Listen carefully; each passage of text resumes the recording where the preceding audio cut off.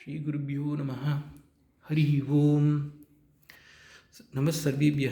இன்றைக்கி என்ன பார்க்க போகிறோம்னா கதி யூசேஜ் பார்க்க போகிறோம். கத்தினா ஒரு ஒரு கொஷின் கேட்குறோம், நம்மகிட்ட கொஷின் கேட்குறாங்க. அதுக்கு எவ்வளவுங்கிறது எண்ணிக்கையில் சொல்கிறோன்னு வச்சுக்கோங்களேன். கையில் எவ்வளவு விரல் இருக்குது அப்படின்னா 10 விரல் இருக்குது அப்படின்னு நம்ம சொல்கிறோம்.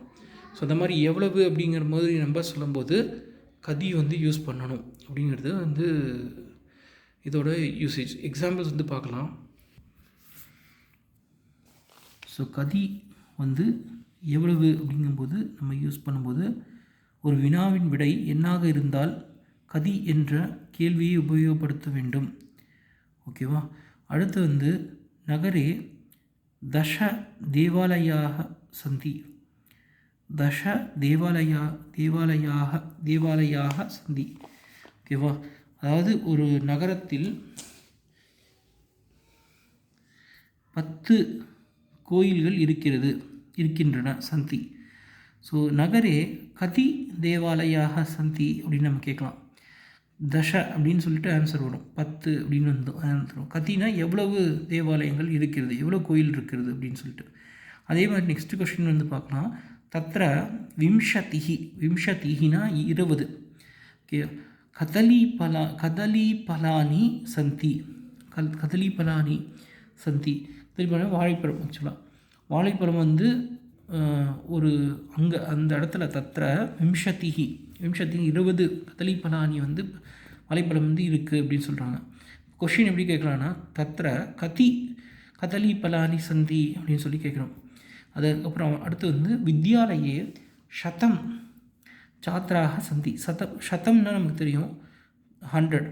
ஸோ வித்யாலயே கதி சாத்திராக சந்தி அப்படின்னு கேட்கணும். கிரகே அதாவது வித்யாலயத்தில் பள்ளிக்கூடத்தில் எத்தனை மாணவர்கள் இருக்காங்கன்னா 100 மாணவர்கள் இருக்காங்க அப்படின்னு சொல்கிறாங்க. கிரகே பஞ்ச பிரகோஷ்டாக சந்தி. பிரகோஷ்டனா ரூம்னு அர்த்தம். பிரகோஷ்டாக இது பகுவச்சனம். நிறைய ரூம், எவ்வளோ ரூம் இருக்குதுன்னு சொல்கிறது போல பிரகோஷ்டாக அப்படின்னு யூஸ் பண்ணியிருக்காங்க. பஞ்சனா 5. கிரகே கதி பிரகோஷ்டாக சந்தி அப்படின்னு கொஷின் கேட்கணும். அப்புறம் முக்கேனா வாயில். முக்கே द्वात्रिंशत् தந்தாக சந்தி. 32னா 32 பல் இருக்குது அப்படின்னு சொல்கிறாங்க. ஸோ அதுக்கு எப்படி கொஸ்டின் கேட்கணும்னா முக்கே கதி தந்தாக சந்தி அப்படின்னு சொல்லி கேட்கணும். அப்புறம் விரக்ஷே பஞ்சதச பலானி சந்தி. விரக்ஷே கதி பலானி சந்தி. பஞ்சதசனா 15.